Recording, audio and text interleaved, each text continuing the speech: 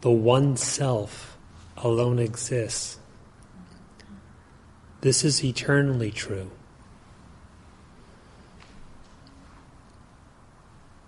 So then, in self-realization, who is to realize what? Who is to realize what when all that there is this one, eternally the same, absolute self or Brahman?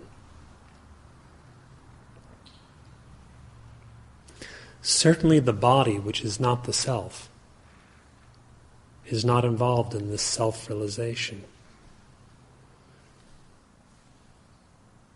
Certainly the senses, which are not the self, do not attain self-realization. Likewise is it with the prana or life energy and the mind, including all its permutations of thought. These being inert and not the self, do not realize. Who realizes?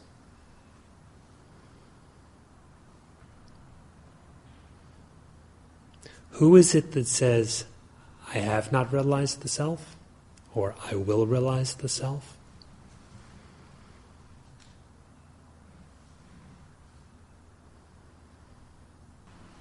Because the self is not known as it is, ignorance is said to be prevailing. The ignorance is composed of misidentification, mixing up one's identity, confusing what is the self with what is not the self.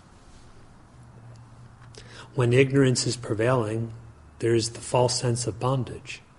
And when we think along these lines, then we conceive of liberation.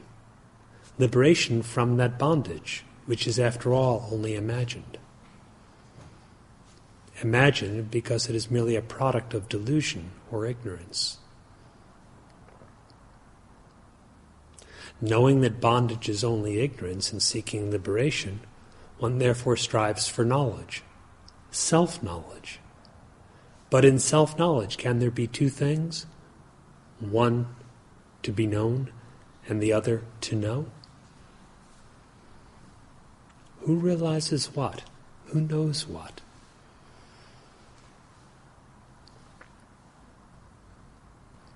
If we inquire in this manner, as for whom is the bondage? Who am I? Whose ignorance? Who am I?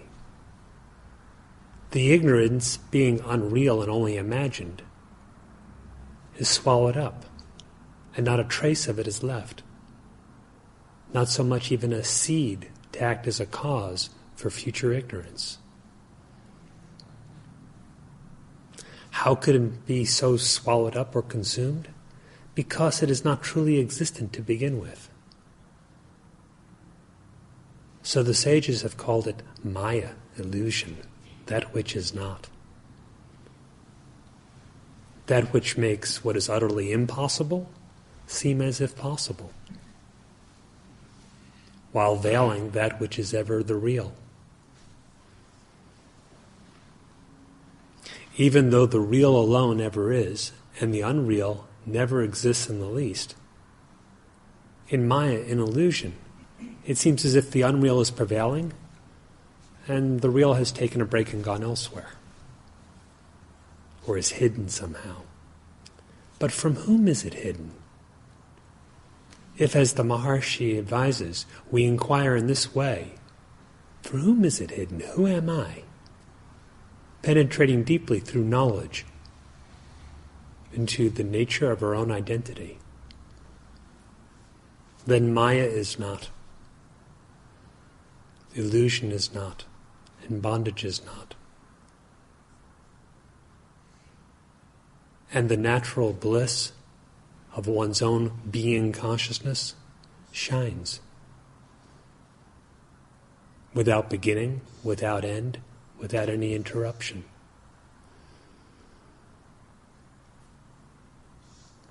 From the conception of an unrealized state such as called self-realization.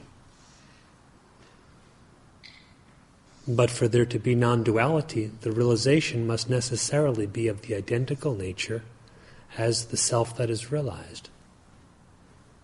And if that self is real, then it is eternal, without beginning and without end. And so if the realization is true, it is also eternal, without beginning and without end. So this does not fall into time, and it is not an event or an occurrence that happens to someone. Rather, in the clarity of knowledge of one's own identity, we find there is never a samsari, one who is in the cycle of birth and death. There is never one in illusion or bondage. What shines is the innate consciousness, and that itself is the very substance of knowledge, self-knowledge. There is a verse, actually a prayer we could say, associated with the Upanishads,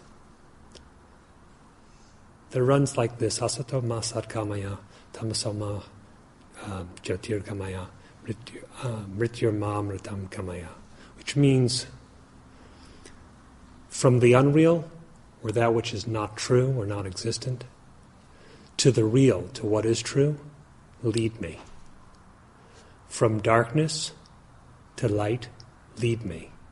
From death to immortality, lead me. From the unreal to the real. How is one to be led from the unreal to the real? Can the unreal ego, the individual identity, which is but an imagination superimposed upon the real self, can that be led? Who is to be led?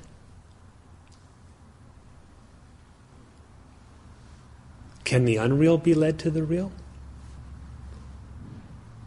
Or is it only possible for the real to realize the real? Can that which is non-existent become existent? Or isn't it rather that which is existent is always so? And knowing this is being led. What is it that's unreal? All that comes after or depends upon an I, an ego entity. All that is objective. Consequently, all that is created. What is it that is real? That whichever is, as it is.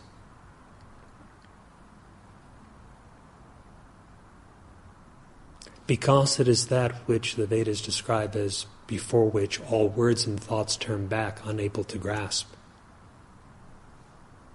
Silence is its most eloquent expression.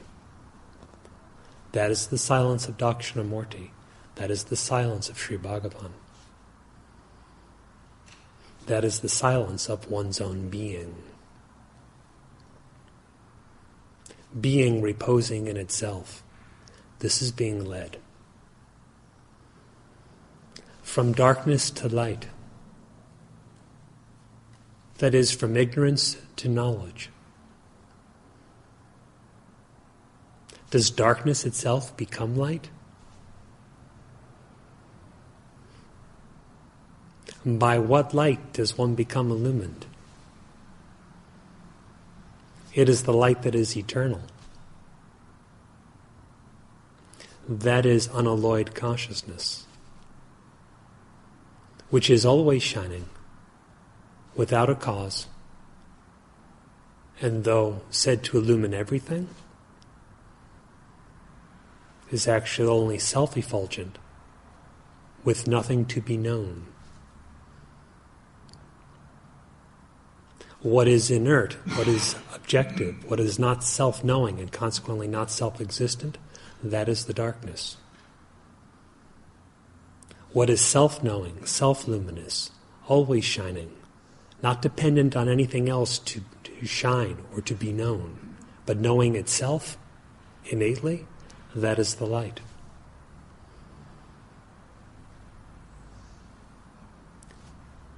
Being reposes in itself, light shines upon itself. That is being led. From death to immortality.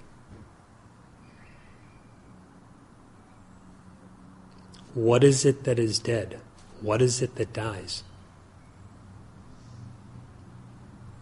What is it that is immortal? The unborn is naturally the imperishable.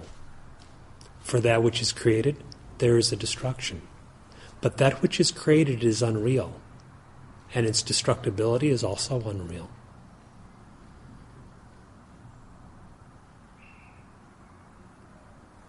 For that which has never been born, there is no cessation.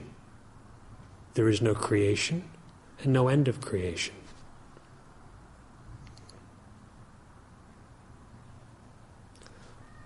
Realizing in self-knowledge one's identity as only that, not a part of that, not broken off from that, not as something that has that inside it, but simply only as that without a trace of the ego notion, such as immortality, such as being led.